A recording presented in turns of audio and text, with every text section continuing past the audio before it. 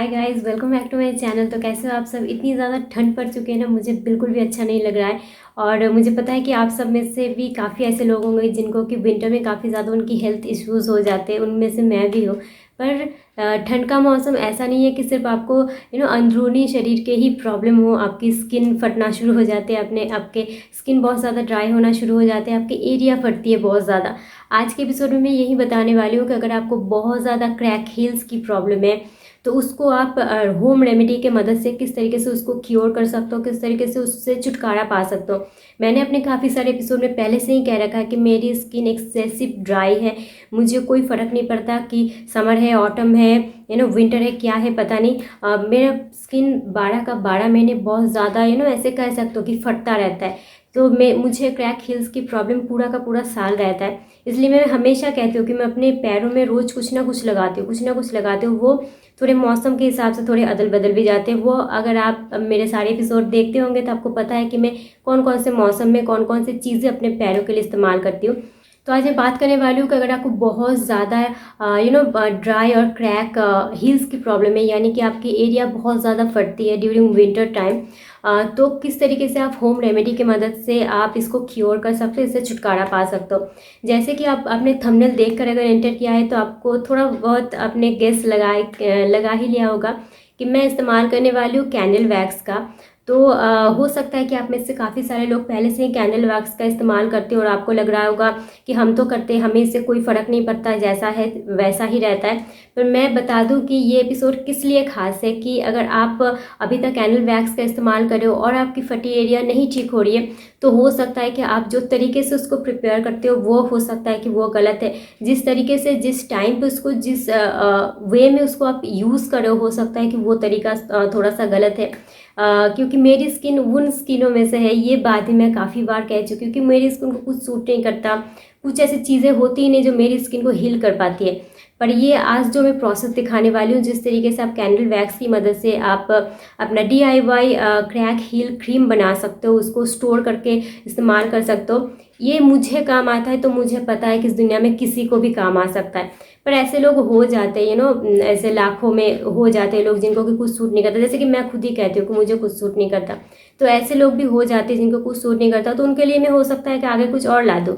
तो चलिए एपिसोड को शुरू करते हैं और मैं दिखा देती हूँ किस तरीके से आप सही प्रोसेस से कैंडल वैक्स का इस्तेमाल करके अपनी फटी एरियो से और अपने क्रैक हील से, दोनों हालांकि एक ही है, उससे छुटकारा पा सकते हो।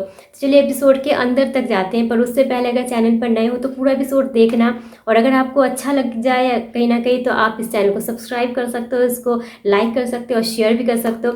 आप चाहो तो मेरे साथ इंस्टाग्राम में जुड़ सकते हो, उसका लिंक डिस्क्रिप्शन बॉक्स में है। तो चलिए और ज़्यादा ना बकबक करके एपिसोड के अंदर तक जाते हैं। मैं काफ़ी दिनों बाद शूट करी हूँ, ऑलमोस्ट आफ्टर अ मंथ, तो मैं काफ़ी चीज़ें भूल गई हूँ कि किस तरीके से बोलना होता है। चलो खुद ही आप समझदार हो, खुद ही आप कर लेना, सब्सक्राइब लाइक जो भी करना होता है कर लो। चलो एपिसोड के अंदर तक जाते हैं।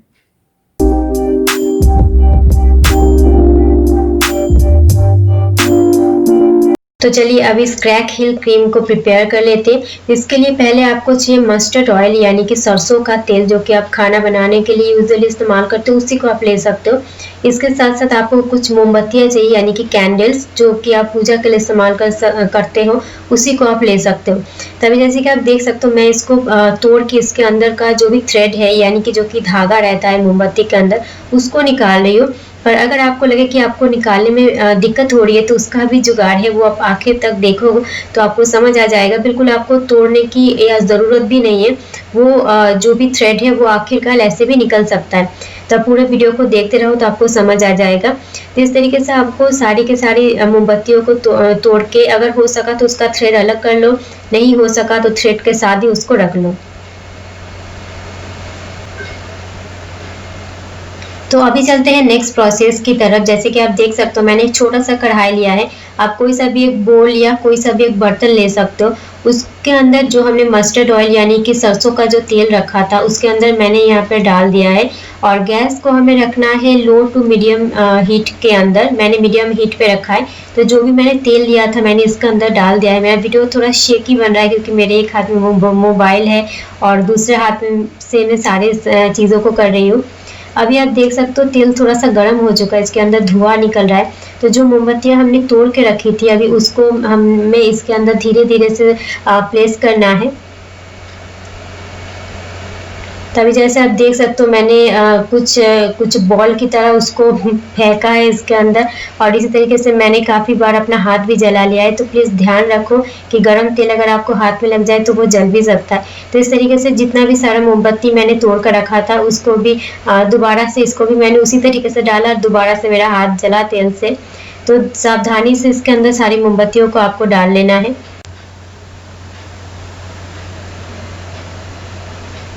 तो अभी इस स्टेज पे मुझे लगा कि मोमबत्तियाँ थोड़े से कम पड़ रहे हैं, तो मैंने दोबारा से कुछ 2-3 मोमबत्तियाँ और लाई और इसके अंदर मैंने सिमिलर तरीके से मैंने डाला। आप देख सकते हो मैंने तोड़ा भी नहीं है। अभी जैसे कि आप देख सकते हो जिस जुगाड़ के बारे में बात किया था कि मोमबत्तियाँ मेल्ट हो जाएंगी तो अपने आप उसके अंदर का जो भी धागा है वो निकल जाएगा, और आप इस तरीके से एक चम्मच की मदद से इसको आप निकाल के बाहर फेंक सकते हो। तो मोमबत्ती टूटे या नहीं टूटे उससे कुछ फर्क नहीं पड़ेगा।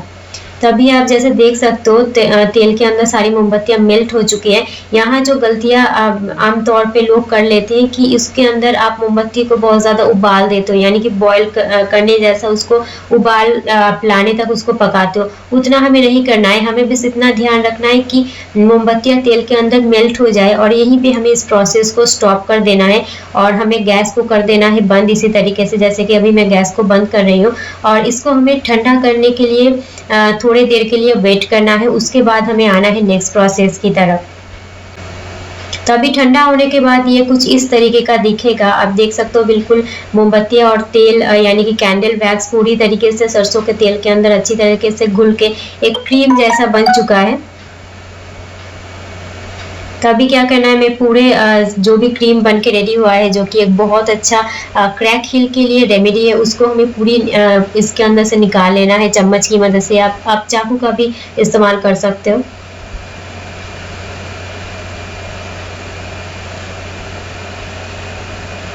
अभी जैसे सारा मैंने कढ़ाई के अंदर से निकाल लिया है, तो इसको अभी एक आप कोई भी एक प्लास्टिक का एयर टाइट कंटेनर या ग्लास बोल उसके अंदर आप इसको स्टोर करके रख सकते हो। तो चलिए अभी नेक्स्ट प्रोसेस की तरफ चलते हैं कि किस तरीके से हमें इसको अप्लाई करना है। तो आपको बहुत कम अमाउंट में इसको लगता है, बहुत ज़्यादा नहीं लगता है। तो आप इस तरीके से हाथों में उसको लगाओगे तो पूरी तरीके से ये मेल्ट हो जाएगा, और आप अपनी एरियो में यानी कि अपने हील्स पे इसको अच्छी तरीके से मसाज, थोड़े हल्के हाथों से मसाज करके इसको इसी तरीके से आप छोड़ दोगे। और जब भी इसको मसाज करोगे आप देख पाओगे कि पूरा का पूरा जो भी क्रीम है आपका पूरा अब्जॉर्ब हो चुका है, आपके हाथों में कुछ भी अलग से नहीं बचेगा। तो इस तरीके से आप थोड़ी देर इसको मसाज करोगे, ये बहुत अच्छा एक मॉइस्चराइजर का काम करता है। क्रैक हील के लिए आप कह सकते हो एक तरीके का रामबाण उपाय है।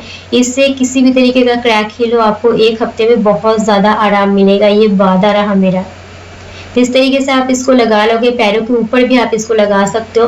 ये मैं अपने पैरों के ऊपर भी लगाती हूँ, जहाँ जहाँ मुझे लगता है कि पैरों में बहुत ज़्यादा ड्राई स्किन की प्रॉब्लम है, हर जगह मैं इसको लगा लेती हूँ। इसको लगाने के बाद आप एक सॉक्स पहन सकते हो ताकि आपके जो कपड़े हैं या बेडशीट्स है वो ख़राब ना हो, और आप इसको ओवरनाइट के लिए इसी तरीके से छोड़ दोगे तो ये आपके क्रैक हील्स के लिए एक बहुत अच्छा रेमेडी की तरह काम करेगा।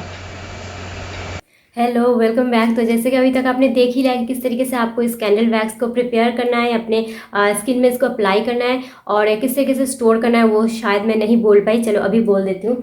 तो पहले मैं दिखा देती हूँ कि इसको मैंने इस डिबिया में स्टोर करके रखा है। आप भी इसी तरीके किसी भी एक प्लास्टिक या आपके पास अगर ग्लास बोल भी यानी कि कांच का कोई स्टोर करने वाला ढक्कन लगा हुआ वैसा कुछ है तो उसमें भी आप स्टोर कर सकते हो।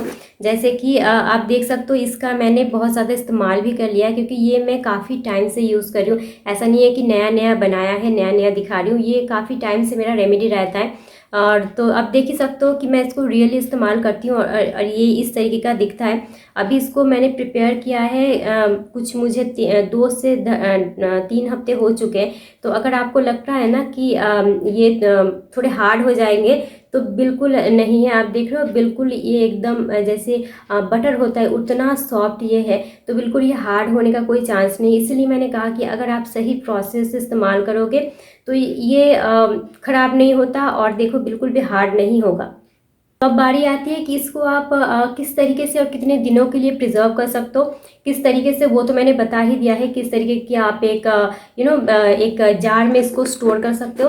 कितने दिनों तक ये ठीक रहेगा, ये आपका पूरा 1 साल में जितना आप टाइम आपका विंटर रहता है ये उतना टाइम तक ये चल जाएगा, ये ख़राब नहीं होता है। तो इतना का आप रिलैक्स रहो, ये बिल्कुल ख़राब नहीं होगा, पूरा का पूरा सर्दी आपको ये चल जाएगा। अब मैं थोड़ा इसका एडिशनल भी आपको थोड़ा सा उससे थोड़े और टिप्स दे दूँ कि इसको आप किस किस तरीके से इस्तेमाल कर सकते हो। ये हालांकि रेमेडी तो है ये क्रैक हील के लिए, पर जिनके कि हाथ बहुत ज़्यादा ड्राई होते हैं ना, जैसे कि मेरे, तो जितना मैंने हाथों में लिया था ना वो मैंने थोड़े से अपने पैरों में, बाकी के अपने हाथों में लगा लिया है। इसको हाथों में लगाने से कोई दिक्कत की बात नहीं है, बस ये देखना कि आपके पेट तक ना चला जाए, क्योंकि मोम खाने की चीज़ तो है नहीं, तो देखना कि वो ना चला जाए। और स्किन के ऊपर अगर बात आती है, जैसे कि मेरी स्किन एक्ने प्रोन है, तो क्या होगा कि मस्टर्ड ऑयल क्योंकि बहुत ज़्यादा ग्रीजी होता है, ये पूरा जो पैकेज बन के रेडी हुआ है ये बहुत ज़्यादा ग्रीजी है, तो ये अगर हाथ में बार बार स्किन में टच करूँगी तो हो सकता है कि उससे नए एक्ने आ सकते हैं। बस इतना है कि आपको ध्यान रखना है। हालांकि इसको आप हाथों पैरों में लगा सकते हो। जिनको होता है ना कि उनको बहुत सारे काम ऐसे होते हैं कि उनको बहुत ज़्यादा ऐसे पैम्पर करने को वक्त नहीं मिलता, उनके पैर बिल्कुल फट जाते हैं, जैसे कि मिट्टी जैसे फटते हैं ना उस तरीके से फट जाते हैं। वैसे स्किन के लिए भी आप इसको पैरों में इस्तेमाल कर सकते हो। जैसे मैं हमेशा कहती हूँ कि मेरी स्किन काफ़ी ज़्यादा ड्राई है, तो मैं इसको अपने पैरों के लिए भी इस्तेमाल करती हूँ, कोई इसमें प्रॉब्लम की बात है ही नहीं। ये आती है कि इसको आप कैसे इस्तेमाल करोगे, जैसे कि हो सकता है कि मैंने कहा या नहीं कहा मुझे नहीं पता, कि उसको आप रात को इस्तेमाल करोगे, पर ऐसा कोई टाइम इसका ऐसे स्टेटमेंट नहीं है कि आप इसको सिर्फ रातों में इस्तेमाल करो। मैं इसको दिन में भी इस्तेमाल करती हूँ। मैं हमेशा सॉक्स पहन के रहती हूँ, क्योंकि थोड़ी सी दिक्कत हो जाती है मेरे पैरों में। तो जब भी आपको लगे कि आपका पैर सॉक्स पहना हुआ है, आप दिन में भी अप्लाई कर लो। मैं लगा लेती हूँ, जब भी मुझे वक्त मिलता है मैं लगा लेती हूँ, क्योंकि मुझे बहुत ज़्यादा क्रैक हील की प्रॉब्लम रहती है पूरा का पूरा साल। तो इसी सेम प्रोसेस से अगर आप भी इसको प्रिपेयर करोगे, इसको आप इस्तेमाल करोगे, तो आपको भी पूरी की पूरी विंटर एटलीस्ट क्रैक हील की प्रॉब्लम तो आपको बिल्कुल नहीं सताएगी। और जो बाकी के प्रॉब्लम है वो भी मैं हो सकता है कि कुछ प्रॉब्लम को मैंने पहले ही एड्रेस कर दिया है अपने चैनल पे, जो जो अभी तक एपिसोड नहीं आए वो आगे भी आ जाएंगे। तो गाइज ये था आज का पूरा एपिसोड। आई होप कि आपको बहुत ज़्यादा पसंद आया होगा। पसंद आ जाए तो लाइक कर दो, इतना कंजूसी सही नहीं होता है। और अभी तक